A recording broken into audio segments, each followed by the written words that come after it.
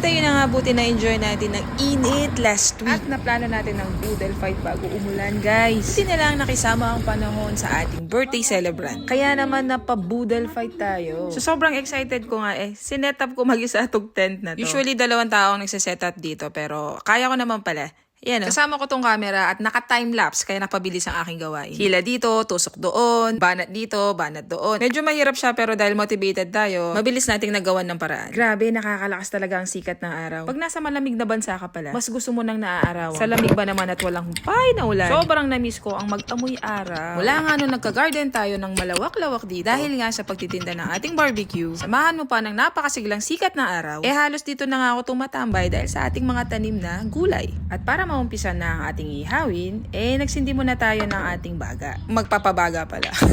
Mahirap po talagang magtagalog kapag Kapampangan. Dahil ito ang ating negosyo, medyo expert na tayo sa pagpapaapoy ng mga ganitong baga. Uy, kalamansi check para mamaya sa ating sausawan. O habang nagsasetup ako sa labas, nagluluto na tong kasama ko sa loob.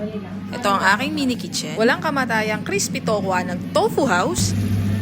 At syempre, hindi ka Kapampangan, guys, kung hindi ka kumakain ng puro. Tama na, soy. At dahil expert tayo sa marination, nagmarinate na ako ng liempo para iba-barbecue natin maya-maya. At para feels like Pinas talaga pag nagbubudal. Syempre, dapat present ang dahon ng saging. At para sa sausawan, solid syempre ang kalamansi, kamatis, at gulay. And speaking of gulay, i-prepare na natin to para maihaw. Agree ba kayo, guys? Sobrang lumalabas ang flavor ng mga gulay kapag iniihaw, kagaya ng talong, yan ng sili. Pero sa okra at talbos, mas gusto ko yung nilaga. Hindi pala ako gumagamit ng gas pag nagpapabaga. Saktong oil lang. Para hindi naman harmful kay customer, di ba? Banatan na natin tong uling para maumpisahan. Medyo kailangan na nating magmadali, kaya dinagdagan ko na ulit ito ng panibagong batch ng uling. 12 o'clock kasi ang usapan, kaya naman dapat 11:58 nandito na sila.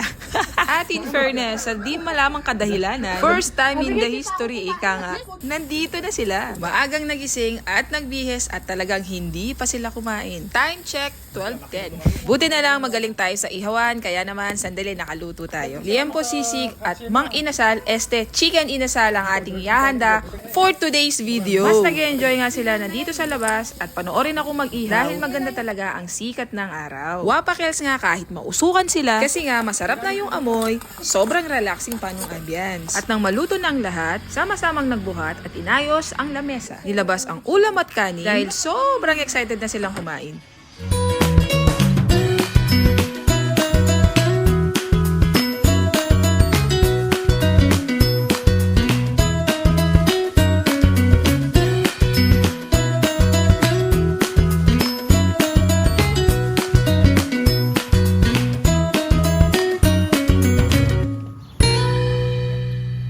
Hi! After 2 years, makakakain na kami. Ang mga bisita ko, habang pinupunasan nila yung dahon, alam mong gutom na sila. Kaya naman, nagtulong-tulong na ang lahat para mabilis ma-setup ang lamesa. Simple nga lang naman ang handa, pero lalong sumasarap dahil alam mong masaya ang kakain. Aside sa inihaw na baboy at manok, Pilipinong-Pilipino ang handa dahil may itlog na maalat, buro, pritong sardinas, sapsap, tuyo at dilis. Wish granted nga ito sa ating birthday celebrant dahil matagal niya na itong gustong gawin. Kaya naman bilang genie sa buhay niya, tinupad natin yan. Grabe, ang saya at nakakagutom talaga ang nangyayari. Kaya naman, chura! Shibugala! Pero bago yan, pagkanta muna natin yung ating birthday celebrant. Birthday to you. Happy birthday to you. Happy birthday, happy birthday.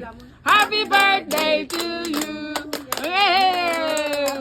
Happy birthday. God bless you. At nagumpisa na nga magkamayan ang lahat. Kamayan sa pagkain. Medyo sa part na to, galit-galit po na ang lahat dahil sobrang gutom na nga sila. Grabe, iba pala ang feeling kapag ang handa mo boodle fight. Ito yung tunay na salo-salo. Walang pinggan, walang kutsara, kamayan lang. At yung pagkain, nasa harapan mo lang. Alam nyo yun, ang biyaya napakarami at abot kamay mo lang. Iba ang saya at bonding. Kaya naman, baka i-share ko to sa aking mga suki para mas lalo pa nating ma-enjoy ang summer dito sa France. I-follow mo na aming page para updated kayo sa aming mga bagong paninda. Para ang handa mo, maiba naman. Nanalo ka? Wow, galing! Nanalo siya ng raffle ng ginto. Wow, see? Daming biyaya, di ba?